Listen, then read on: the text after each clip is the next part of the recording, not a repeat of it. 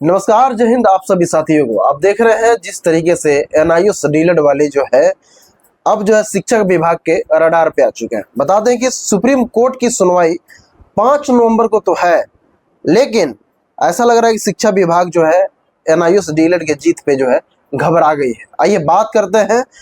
ये घटना जो है औरंगाबाद का है। शिक्षा विभाग जो है कहीं ना कहीं बौखलाते हुए नजर आ रही है। हालांकि औरंगाबाद के डीओ की बात करें, जिला शिक्षा पदाधिकारी, उन्होंने जो है नियोजन प्रक्रिया के द्वारा पिछले 5 वर्षों में जो नियोजन प्रक्रिया चला, जो एनआईओएस डीलर जो है नियोजन लिए पहले फेज में यानी टीआरई 1 में, उससे क्या लग रहा है कि सरकार बिहार के 38 जिला में सिर्फ एक ही जिला है जिसका नाम रखना चाहेंगे, वो औरंगाबाद जिला है, जिसके डीओ साहब जो है लग रहा है कि कितना बेहतरीन काम करने चले हैं। क्योंकि ये काम तो सभी 38 जिलों में होना चाहिए, लेकिन एक औरंगाबाद जिला ही एग्रेसिव क्यों है? औरंगाबाद के जिला शिक्षा पदाधिकारी के बात करें तो इतना एग्रेसिव है, एनआईओएस डीलेड वाले को रडार पे ले लिया। जैसे जैसे पता चला कि एनआईओएस डीलेड वालों को 5 नवंबर की सुनवाई होने वाली है, सुप्रीम कोर्ट जो है कहीं ना कहीं एनसीटी, एमएचआरडी, एनआईओएस और शिक्षक विभाग के एक एक मुख्य लोगों को आमंत्रित किया। ये सारे लोग जो है कहीं ना कहीं अपना अपना वहाँ पे डाले हुए हैं कि भाई हम लोग चलेंगे। वहाँ पे जाने के बाद जो है कहीं ना कहीं सुनवाई होगा, हम लोग अपने बारे में अपने पक्ष रखेंगे। लेकिन शायद ऐसा लग रहा है कि ये सारी चीजों को है औरंगाबाद यानी शिक्षा विभाग जो है घबरा गई है। आइए बात करते हैं कि शिक्षा विभाग किन किन मुद्दों को लेकर के बिहार शिक्षक भर्ती जब किया गया 2019 वाले, उस पे जो है घबरा गई।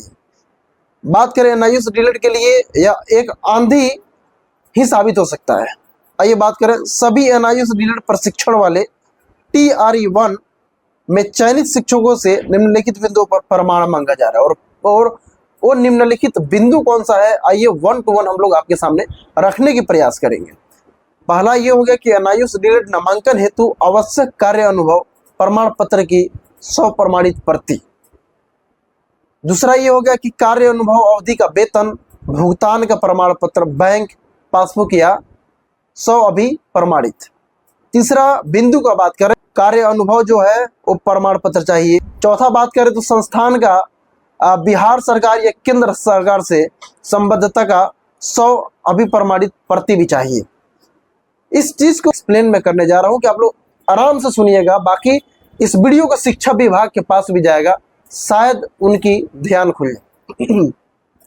बात करें तो एनआईओएस डीलेड वाले को लेकर के कि आपने जिस तरीके से पहला बिंदु पे चर्चा करने की बात कही है, एनआईओएस डीलेड नामांकन हेतु आवश्यक कार्य अनुभव प्रमाण पत्र की 100 प्रमाणित प्रति मांगा जा रहा है।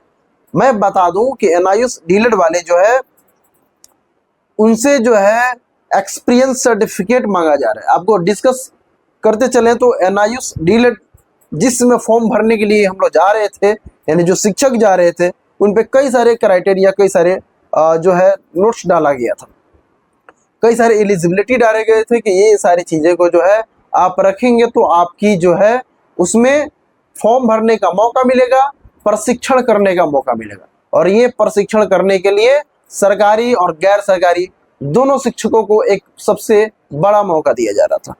बता दें कि उसमें यह लिखा हुआ था कि जो शिक्षक पिछले 2 वर्ष का एक्सपीरियंस सर्टिफिकेट होगा यानी कार्य अनुभव प्रमाण पत्र होगा, उन्हीं लोग को एनआईओएस डीलेड में ट्रेनिंग करने का मौका दिया जाएगा। आइए बात करें कि अब इसमें किस तरीके का मौका जो है सरकार ढूंढ रही है और आपको क्या चाहिए था। आपको भली भांति पता होगा, जितने भी एनआईओएस से डीलेड किए हुए हैं, कि आपको 2 साल का एक्सपीरियंस सर्टिफिकेट मांगा गया था। लेकिन अब मैं ये बता दूं कि अब बताइए कि कई सारे बड़े बड़े शिक्षा विभाग में जो है, शिक्षा विभाग ही छोड़िए, कई सारे सरकारी संस्थानों में जो है पुराने फाइल पड़े रहते हैं, उनको दिमक खा खा करके चट कर जाते हैं, बहुत पुराने फाइल। तो आप कितना तक सोच सकते हैं सर कि अभी तक प्राइवेट स्कूल के ऑफिस में, कार्यालय में या फिर उसमें जो है इन शिक्षकों का 5 साल 7 साल पहले जो शिक्षक पढ़ाए हुए थे उससे पहले का एक्सपीरियंस सर्टिफिकेट होगा? ये तो मैं कह रहा हूं कि शायद नहीं होना चाहिए या नहीं होगा। क्योंकि उससे पहले अब बताइए कि आज से कितने साल बीत चुके हैं और उससे पहले का आप एक्सपीरियंस सर्टिफिकेट मांगा जा रहा है, वो कौन सा विद्यालय हो जो रखा होगा। जो शिक्षक चले जाते हैं उनको तो अटेंडेंस, आपको भी ये पता होगा कि जिस विद्यालय में शिक्षक ज्यादा होते हैं उनकी जो है अटेंडेंस यानी उपस्थिति जो है, शिक्षक उपस्थिति जो है, डायरी होता है, अटेंडेंस का बुक जो होता है वो कम से कम खत्म हो जाता है। शिक्षक इतना साइन करते हैं कि लगभग लगता है कि 6 महीना में वो मतलब जो शिक्षक उपस्थिति जो डायरी होती है वो खत्म हो जाती है, फट जाती है। तो क्या उस इतना हम लोग ऐसे थोड़ी रख सकते हैं कि वो विद्यालय में अभी तक पढ़ा होगा। मुझे तो ऐसा लग रहा है कि नहीं पढ़ा होगा। आइए और बात करते हैं। और जहां तक ये बात है कि सर NIS डीलिट का जो जिस तरीके से प्रमाण मांगा जा रहा है, आपको पता होगा कि कोई भी संस्थान ऐसा नहीं है जो बिना डैश कोड के यानी बिना डाइस कोड के वो लोग डिग्रियां प्राप्त कर लिया होगा। क्योंकि आपको यह भी पता होगा कि उस समय गवर्नमेंट जो है पूरी तरीके से जांच पड़ताल करके डैश कोड दे रही थी कि आप अपने विद्यालयों को जल्दी से आकर के, वो केंद्र सरकार हो या बिहार सरकार हो, मतलब केंद्र सरकार हो या राज्य सरकार हो, उससे आकर के अपना डैश कोड ले लीजिए यानी रजिस्ट्रेशन अपना विद्यालय का करा लीजिए। तो उसे में क्या हुआ कि सारे लोग जो है डैश कोड लिए, जिनको अपना स्कूल से कहीं ना कहीं अपने स्कूल को रजिस्टर्ड कराना था, तो उन लोगों ने डैश कोड लिया और उसको जो है लेने के बावजूद जो है उसके बाद कई सारे शिक्षक जो उनके विद्यालय में थे, मतलब 10, 12, 15 जो भी जितने भी शिक्षक हुए, जितनी बढ़िया स्कूल हुई उसी तरीके से जो है उनको फॉर्म भरने का मौका दिया गया। उससे पहले एक्सपीरियंस सर्टिफिकेट चाहिए ही था और वो सारे एक्सपीरियंस सर्टिफिकेट ला करके BO के पास जमा करा दिया गया। अब बताइए कि एक्सपीरियंस सर्टिफिकेट अभी तक रहेगा सर? नहीं रहेगा। आइए अभी तो हम बात कर रहे हैं बिंदुओं पे। दूसरा यह है कि कार्य अनुभव जो है उसका अवधि का वेतन चाहिए था, जो भुगतान है भुगतान चाहिए था। मैं बता दूं सर कि क्लियर तरीके से कि किसी भी गांव या छोटे इलाकों में जो स्कूल रजिस्टर्ड है, जो डैश को मिला हुआ है, उन विद्यालयों में भुगतान की बात आप कर रहे हैं, भुगतान जो है बैंक या पासबुक से बहुत कम किया जाता है।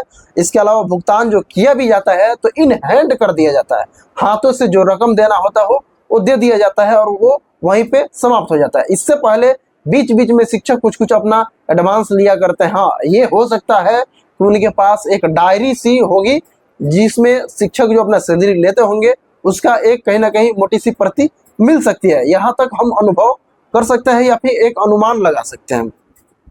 जहां तक बात रहा अब जो वेतन का जो आप कार्य स्लिप मांग रहे हैं, तो मुझे नहीं लगता है कि किसी शिक्षक के पास या किसी विद्यालय के पास ये जो है भुगतान वाली प्रमाणित प्रति होगा।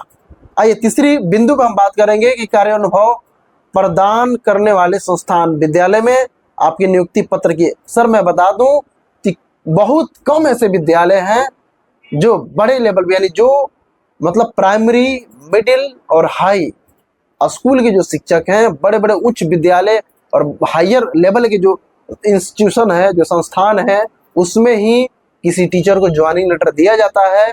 अन्यथा ऐसे शिक्षक मिलेंगे जो NIS डीलिट की आप बात कर रहे हैं, जिनके से आप जो है कई सारे बिंदुओं पे चर्चा किए हैं, कई सारे चीज को आप डिमांड किए हैं, मांग किए हैं। तो मुझे ऐसा नहीं लगता है कि उनके पास जो है मतलब कि जो आप मांग रहे हैं सर वो होगा। नियुक्ति लेटर तो मुझे लग ही नहीं रहा है कि किसी शिक्षक के पास ना, मतलब 100% में 10% ऐसे शिक्षक होंगे जिनके पास ज्वाइनिंग लेटर होगा, अन्यथा किसी के पास नहीं होगा। ये चौथे बिंदु पर बात करते हैं।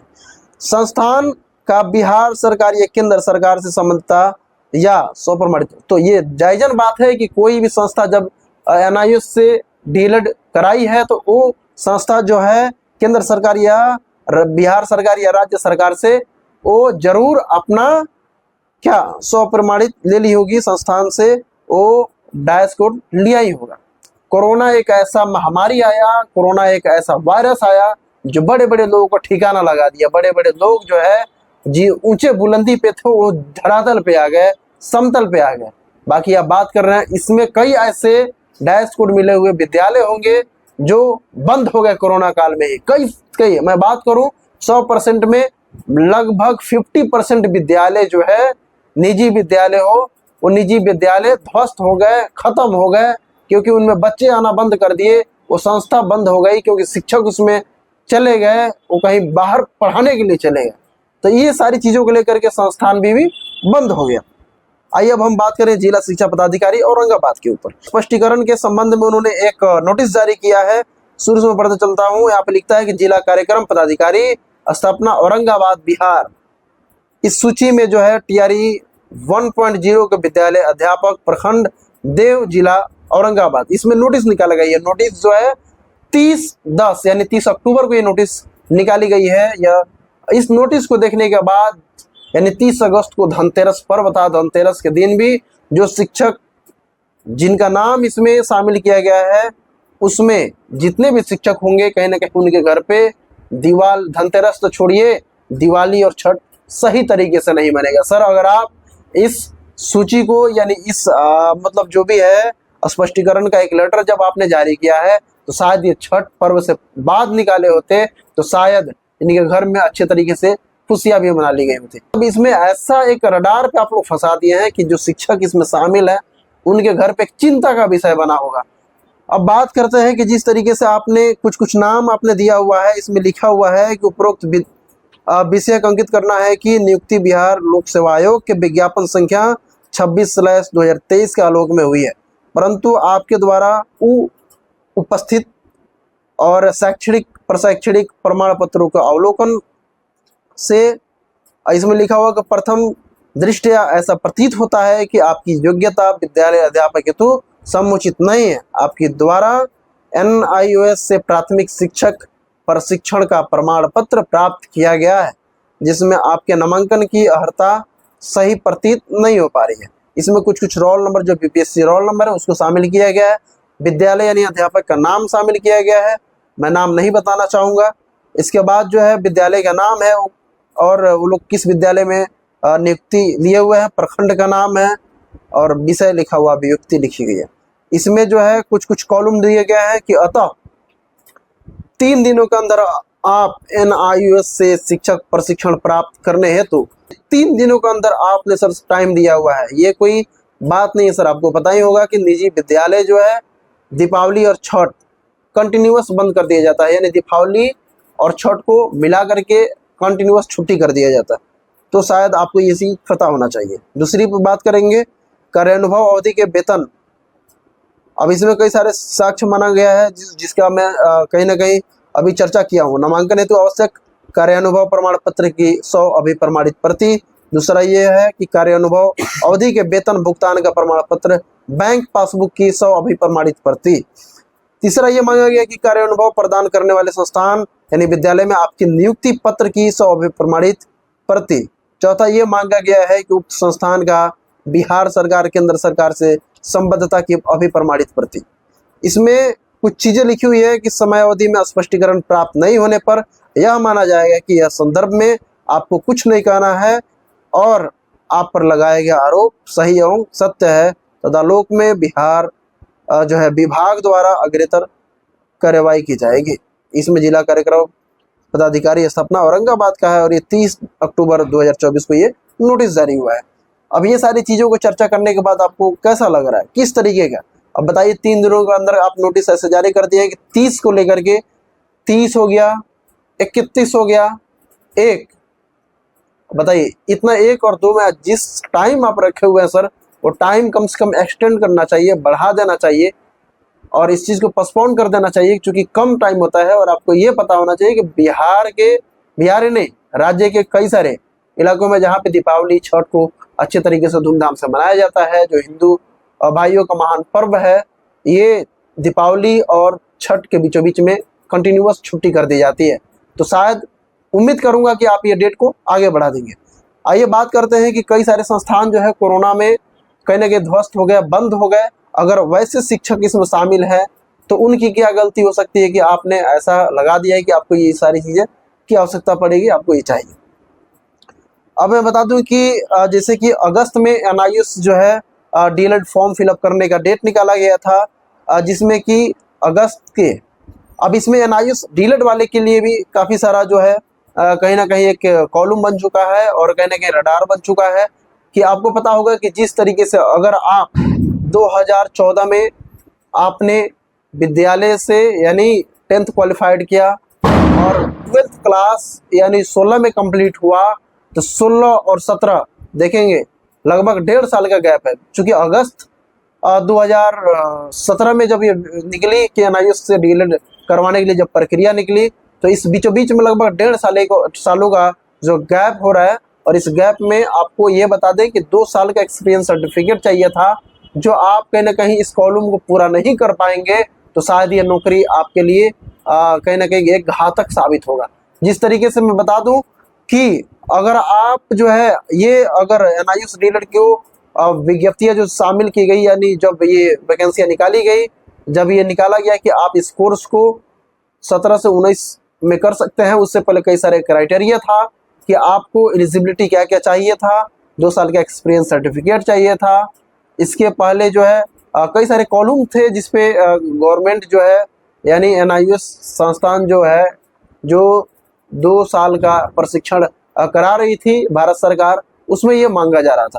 तो 2 सालों के प्रशिक्षण में यानी सबसे मुख्य बात यह है कि 2 साल का एक्सपीरियंस सर्टिफिकेट चाहिए था, जो शायद ये बीच में जो अगर गैप होगा तब जाकर के आपको इस कॉलम को कहीं ना कहीं पूरा कर पाइएगा, तब शायद आपकी नौकरी बच सकती है। जिस तरीके से एक बार फिर से रिपीट कर लें कि अगर आपकी जो है मैट्रिक एग्जाम 2014 में पढ़ रहा है और इंटरमीडिएट जायज़न बात है कि 2 साल के गैप के बाद पढ़ता है, यानी 11th और 12th पढ़ते हैं, तो यानी 14 में मैट्रिक एग्जाम पढ़ा, 16 में आपका इंटरमीडिएट का एग्जाम पढ़ा, तो 16 और 17 में ही आपका जो है एनआईओएस डीएलएड का विज्ञप्ति निकाल दिया गया और उसमें आप कहीं ना कहीं आपकी कोर्स भी स्टार्ट कर दी गई अगस्त से। तो इस बीच में कम गैप हो रहा है और अगर आप एनआईओएस से डीएलएड कर लिए हैं तो आपके लिए घातक साबित इसलिए हो रहा है कि आप से जो है 2 साल का एक्सपीरियंस सर्टिफिकेट मांगा गया था, तो आप इतने दिनों में 2 साल के एक्सपीरियंस सर्टिफिकेट कैसे कर लिए, और आप सीटेट क्वालिफाइड कर लिए और आप जाकर के प्रधानाचार्य बन गए, तो आपके गर्दन पे तो कहीं ना कहीं फंदा तो लटकेगा ही, जायज़न बात है। लेकिन अगर आप चतुराई किए हैं और चतुराई से जो है कहीं ना कहीं आपकी नियुक्ति हो गई है, तो कहीं ना कहीं आपके लिए सबसे बड़ा घातक खतरा बन सकता है। इस वीडियो को ज़्यादा से ज़्यादा शेयर कीजिएगा। बाकी 5 नवंबर को क्या लग रहा है कि सुप्रीम कोर्ट में एनआईओएस डीएलएड की सुनवाई होगी, क्योंकि बीच में औरंगाबाद जिला शिक्षा पदाधिकारी का एक नोटिस जो है कहीं ना कहीं भूचाल मचा दिया है पूरे बिहार में। वीडियो को ज़्यादा से ज़्यादा शेयर कीजिएगा। चैनल पर नए हैं तो चैनल को सब्सक्राइब जरूर कीजिएगा। मिलते हैं अगले वीडियो, तब तक के लिए जय हिंद, जय भारत।